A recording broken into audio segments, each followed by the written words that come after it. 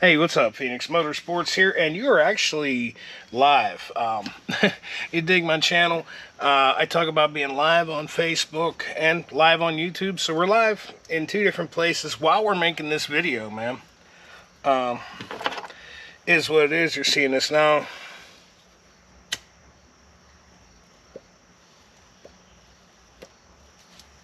Excuse me, needed me a cigar. Set of carburetors off a Kawasaki Ninja 250R. Couple little visible problems. Problem number one, you see right here, the deceleration enriching circuit, the vac line to it. That's no good. Okay. Problem number two, the air idle fuel mixture is, one side is like getting all the fuel. This side's getting like no fuel. Probably because this side was getting all the air and the bike was acting goofy. Alright, the way these kind of carburetors work, when you open this here, you're letting the engine suck harder and create vacuum, okay? The slides here, they don't open until vacuum passes over here, transfers up here, and sucks on a diaphragm up there, and that's what opens them, okay? And so you whack the throttle as hard as you want, but it's only going to suck it open when the engine's ready for it. It's kind of like a 4-barrel system on an old Chevy truck or an old Dodge truck when they came with 4-barrel carburetors back in the day. It's all vacuum controlled, and when you got an issue with the vacuum system, they don't run right, which is what's going on with this bike. Especially once the engine gets to warming up a little bit, it's kind of doing whatever it wants. It's not opening these valves regardless of throttle settings. So let's pull the float bowls off first.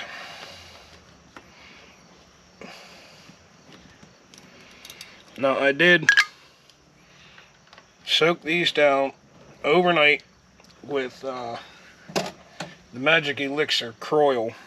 This bottle is every bit of 20-25 years old. It lasts forever. I got that back when you could not get it in stores. I swiped it from a machine shop that I was working in. You can buy it anywhere now. I suggest you get some. A little soak with some Croil, and then overnight with Croil, and then I hit it with PB Blaster this morning.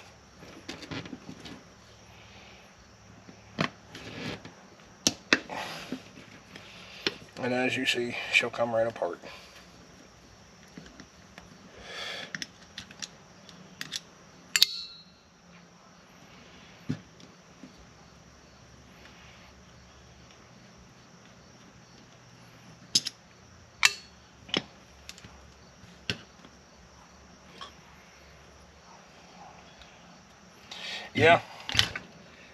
Yeah, someone was in here. This bike did go to a shop, and as you can see, they scraped away some of the little bit of filing in there. That shouldn't be like that. Somebody physically did that. That's not going to happen on its own. So somebody was into these carburetors.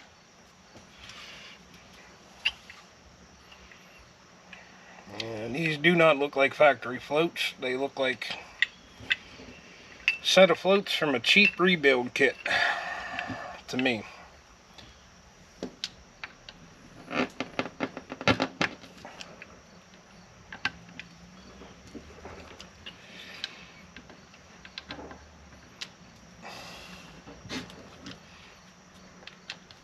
Ooh, that one's really boogered.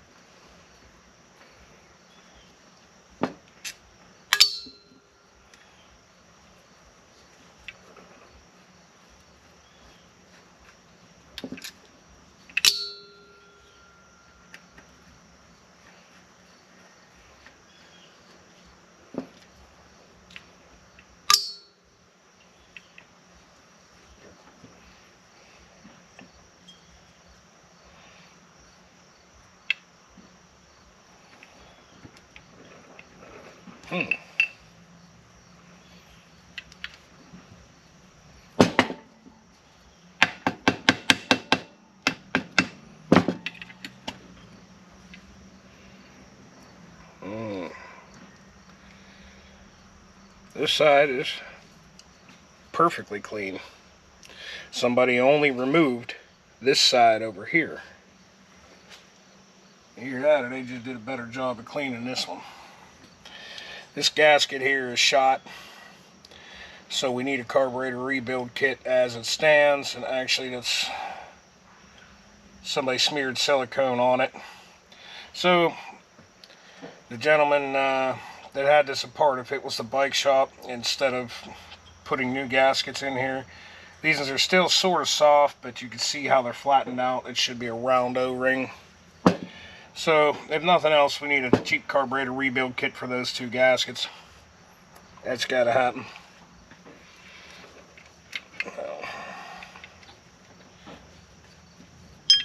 Let's go ahead and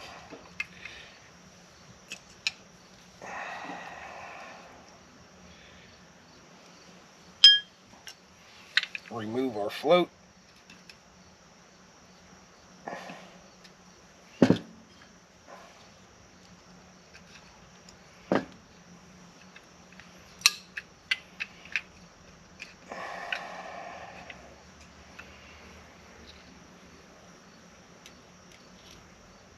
And have a look at the needle seat.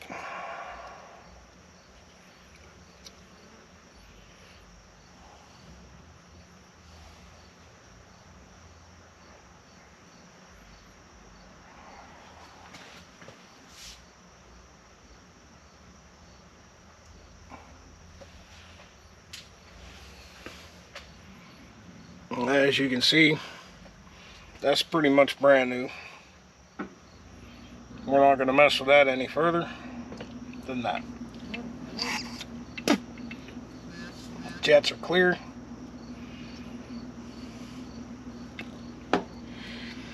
We're going to go ahead and put this back together now.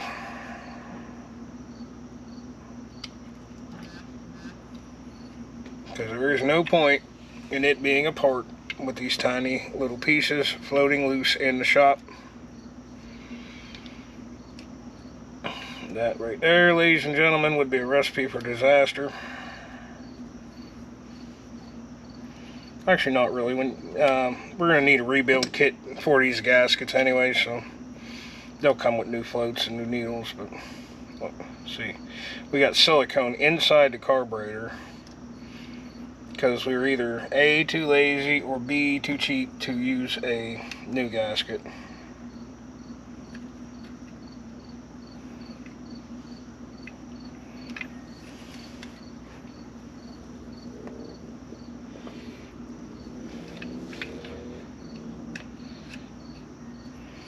Okay, let's pull out the other side and have a look-see at it. See what we got kicking there. I suspect it's going to be the same thing, like new condition.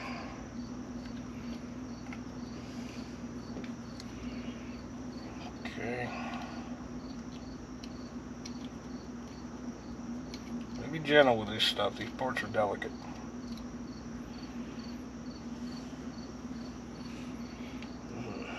Yep.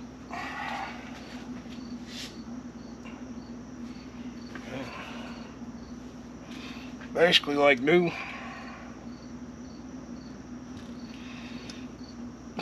We're not going to mess with it any further than that. This little rubber tip is intact. There is no wear mark on it. You'll see a ring around it, like a ridge. I wished I had a worn out one here to show you. I do not. But believe me, you'll know. You'll see a wear ring around it. And if that doesn't seat properly and seal, then your float bowl will overfill. And you're going to have a bad time.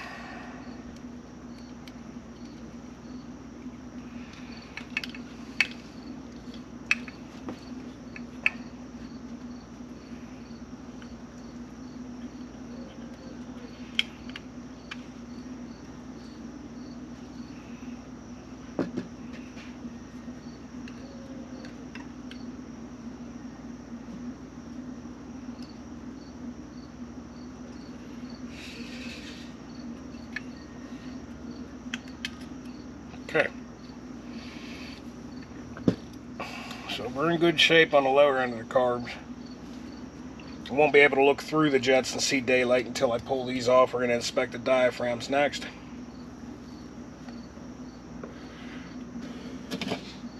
So we're going to pull this off.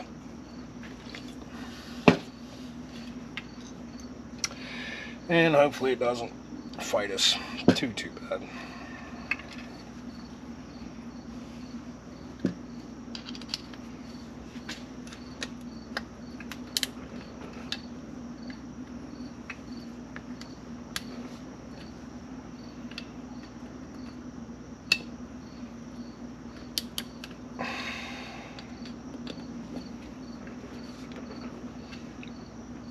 That's why I say how important having the proper screwdriver for this is.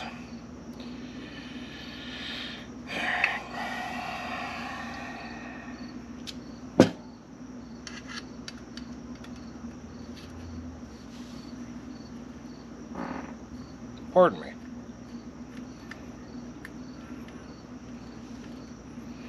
Leftover burritos for lunch, talking back.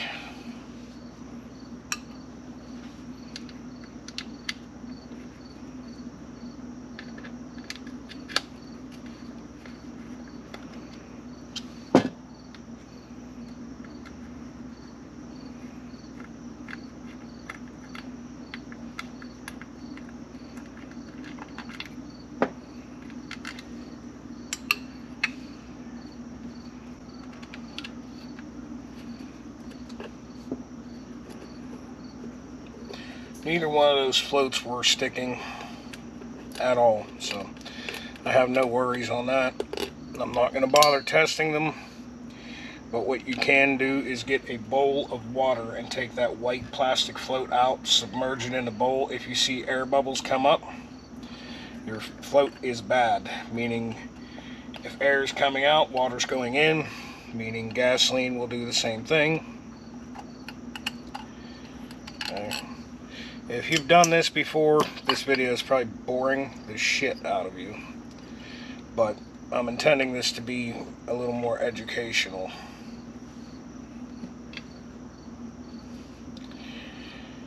A little pick and just gently get this loose.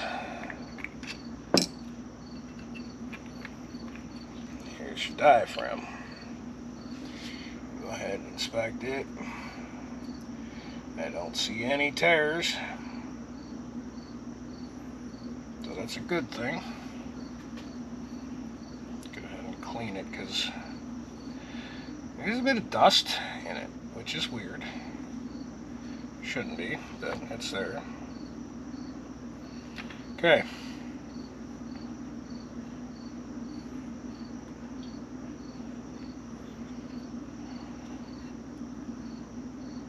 I don't know if you guys can see this down through. See daylight? I see daylight. Daylight? I don't know. I see it. Hopefully you can see it. Meaning your main jet is clear.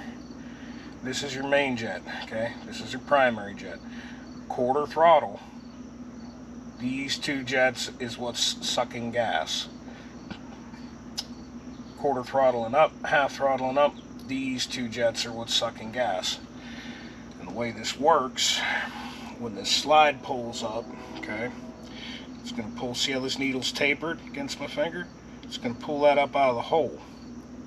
Well, as you see, it's tapered. The more it comes out of that hole, the more gasoline it's going to allow to get sucked up into the carburetor.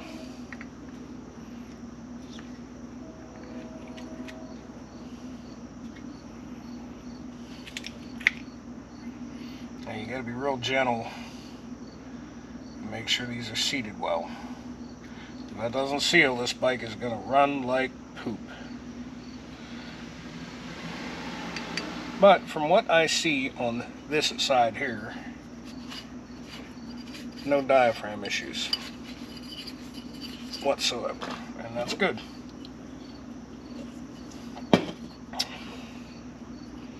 This little cup here, the spring goes down inside there.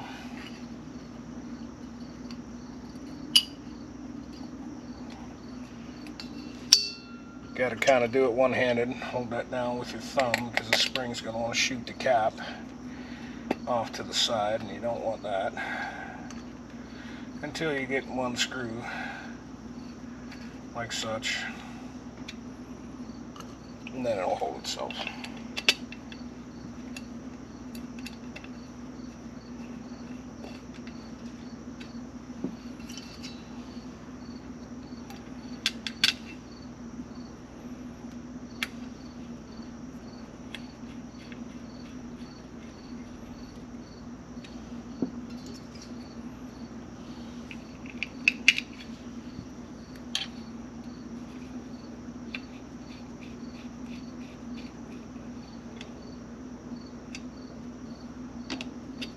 Don't kill these. Don't be a dick. You know, snug them, but don't try to break your own wrist, because the next guy's got to take it apart.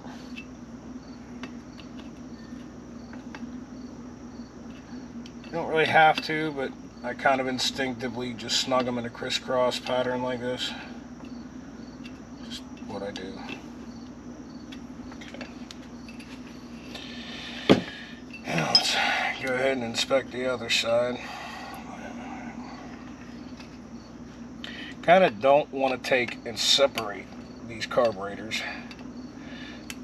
I would like to leave them all. I am almost 100% sure that this bad vacuum line here is what's causing us all our headaches. And we're kind of at this point going through the motions just to make sure there's nothing funky going on inside. I don't think there is, but see, look, these are new screws, okay? These ones were like a black anodized. These ones are brand new stainless steel screws. Someone has been in here, I promise you. Whoever was in here, other than reusing and smearing silicone on that, they actually did all right. They didn't round any screws, and everything's put together properly inside. I'm seeing that, but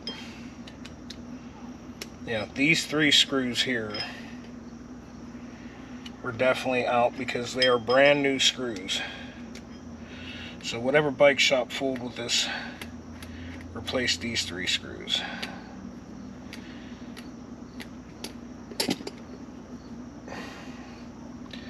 And the reason this bike is here in the Phoenix Motorsports garage is, I'm not going to call them out by name.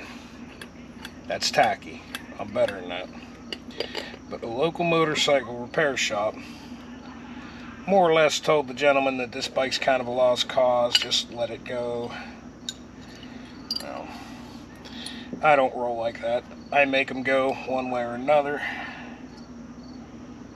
Gentle, gentle, because you could so easily tear this. This is such thin little rubber, and it needs to be to do its job.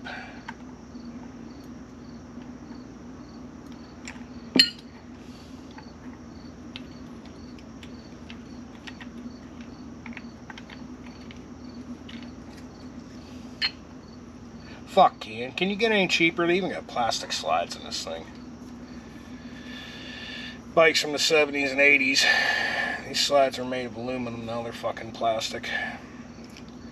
Going downhill, guys. Not a quality product. The needle looks good. Diaphragm looks good. No tears. As I showed y'all before, I kind of worked the diaphragm and you could hear kind of sucking air. I knew it was good, but just for inspection's sake, we're opening it up and we're looking at it. Oh yeah. Look down through there. Look down through there. See daylight? I see daylight. We got daylight. Okay. So our main jet's good.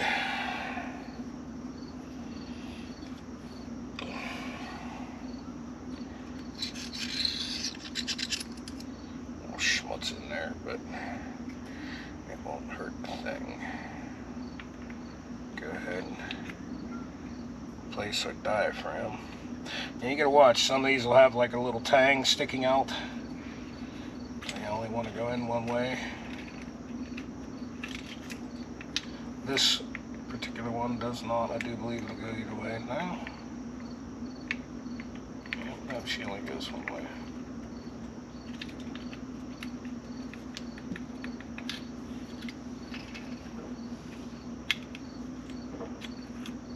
Okay. And the same deal as before. Very gentle. Be sure that this diaphragm is seated.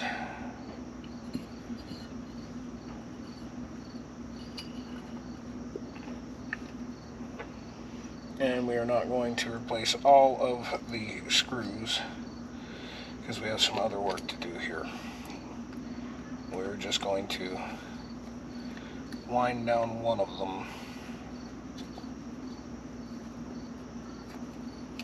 Just to hold the cap.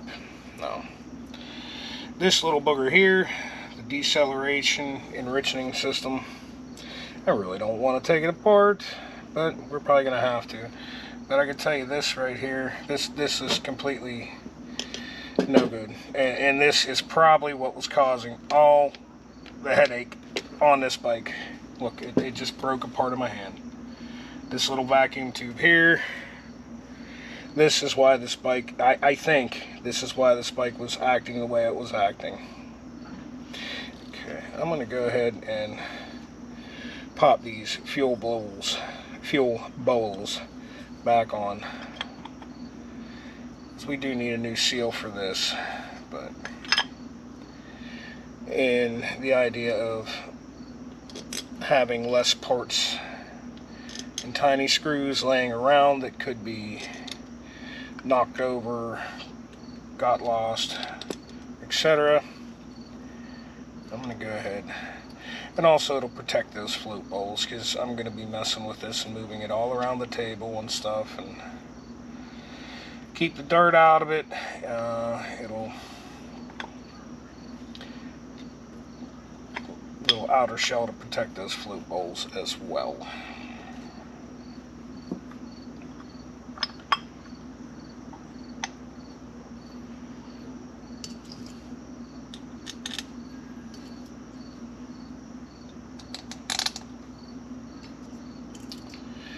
So I know you're watching this live right now, buddy, and where we're at with this is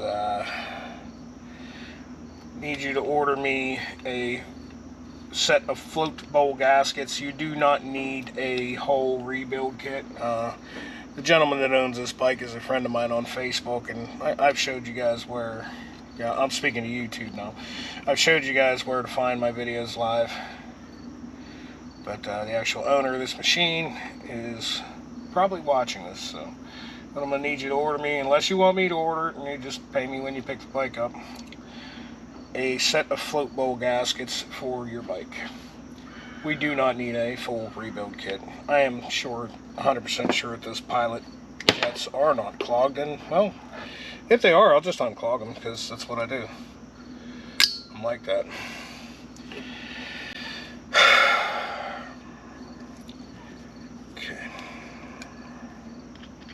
This kind of sucks because this is spring loaded and this piece sometimes wants to fly across the shop. But there's a teeny tiny little diaphragm and spring in here, and we're going to open this up and inspect it.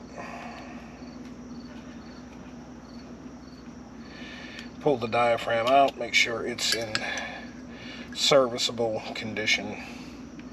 I'm sure that it is, judging by everything else that I've just seen. Well, that spring is strong. I just want to jump right out of my fingers. When you do this, you've got to keep your fingers, I know, you guys on Facebook probably can't see, but you got to keep your fingers pressed against it because that sucker's strong. Look at that big old spring in there, huh? Okay. Yeah, that diaphragm's in good shape. We're not going to even think about trying to remove it because she's in there. Is she stuck?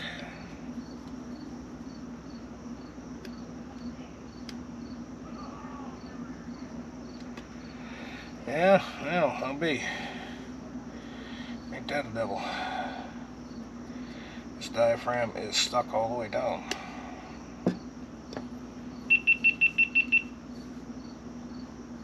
Oh, that's the... I was going to set up another GoPro. That's that one. Okay.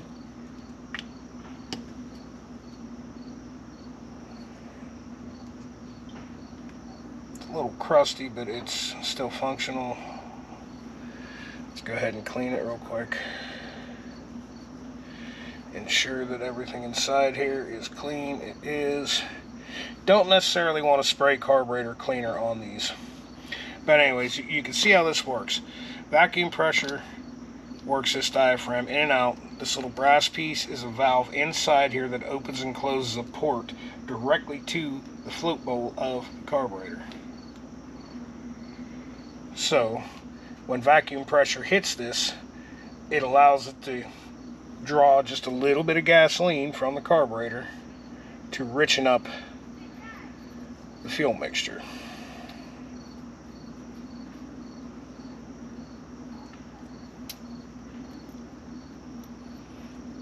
These are a nightmare to deal with. I had a Kawasaki Vulcan that had this system, and I cannot tell you how many of these goddamn no good dirty things I had to change on the side of the road, because it was built in 1992, before our wonderful government had the bright idea that we needed ethanol in our gasoline. It's inefficient. The energy yield is more than 1 to 1. In other words, it takes more diesel fuel to produce 1 gallon of ethanol. It takes like 1.2, 1.3 gallons of diesel fuel to produce 1 gallon of ethanol. But I guess, I mean, it does help the farmers, so there's that. Alright, so that's what's up. We're going to cut the GoPro there. We've inspected the carb. We know what's wrong with it. This little piece of vacuum line and severely out of adjustment air-fuel ratio screws. So we're going to cut the GoPro. That is how you inspect a set of CV carbs from a Kawasaki Ninja 250R. The 500 Ninja is the same setup.